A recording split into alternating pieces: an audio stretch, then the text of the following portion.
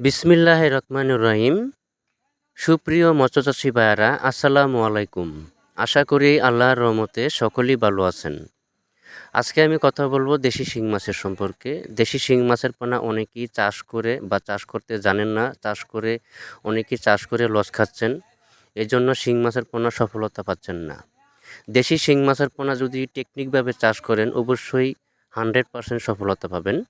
শীতকালে কিভাবে চাষ করবেন? অনেকেই আছে যে শীতকালে পানি ঠান্ডা বা পানির তাপমাত্রা ঠিক থাকে না।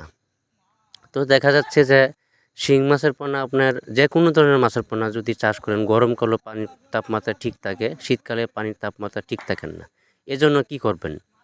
শিং মাছের পোনা যে কোনো ধরনের মাছের পোনা চাষ করতে হলে পানির তাপমাত্রা যদি ঠিক রাখেন শীতকালে, তাহলে আপনার পুকুরের যে পানির উপরে সূর্যের আলো পড়তে হবে। সূর্যের আলো পড়লে কিছুটা তাপমাত্রা ঠিক থাকবে। আর যদি গাছগাছরা থাকে চারপাশে গাছগাছরা ছাঁটাই করে নিতে হবে। তাহলে পুকুর পানির উপরে সূর্যের আলো পড়লে আপনার দেখা যাচ্ছে যে পানির তাপমাত্রা ঠিক থাকবে। পাশাপাশি মেডিসিন আছে, আমাদের ডেসক্রিপশন বা টাইটেল স্ক্রিনে দেওয়ার নাম্বার আছে। মেডিসিন বা কীভাবে ব্যবহার করবেন আমাদের কাছে ফোন দিয়া তারপরে আপনার ওই তথ্য পরামর্শ আমরা সবসময় দিয়ে থাকি। এজন্য শিং মাছের পোনা ভাইরাসজনিত শিং মাছের পোনা অবশ্যই ক্রয় করবেন না।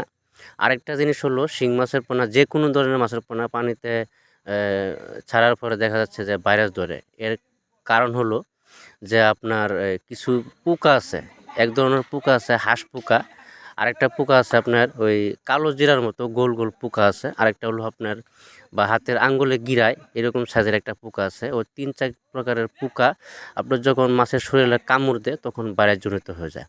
এই বিষয়ে আপনি কি মেডিসিন ব্যবহার করবেন, বা সমিতন আছে, উস্তাদ আছে বা অন্য অন্য মেডিসিন আছে, আমাদের কাছ থেকে পরামর্শ নিয়ে তারপরে এটি ব্যবহার করতে পারবেন। অবশ্যই পুকুর যদি ভালোভাবে প্রয়োগ করে শিং মাছের পোনা চাষ করেন, কোনো টেকনিকভাবে যদি চাষ করেন, তাহলে একটা মাছও মিস হবে না, 100% সফলতা পাবেন। শিং মাছের পোনা বাংলাদেশের যে কোনো প্রান্তে বা হ্যাচারি থেকে ক্রয় করেন, 100% ফিমেল মাছগুলো ক্রয় করবেন। ফিমেল মাছ আপনার দেখা যাচ্ছে যে অনেকেই ফিমেল শিং মাছের পোনা পুকুরে ছাড়ার পরে ফিমেল মাছগুলো বড় হয়ে যায়, এই মেল মাছগুলো বড় হয় না। তো অর্থাৎ এখানে হলো যে আপনার দেখা যাচ্ছে যে মেল মাছটা আপনার কেজিতে 6 মাসের বা 7 মাসে 40টা বা 45টা আছে, আর ফিমেল মাছটা আসে 10টা-12টা।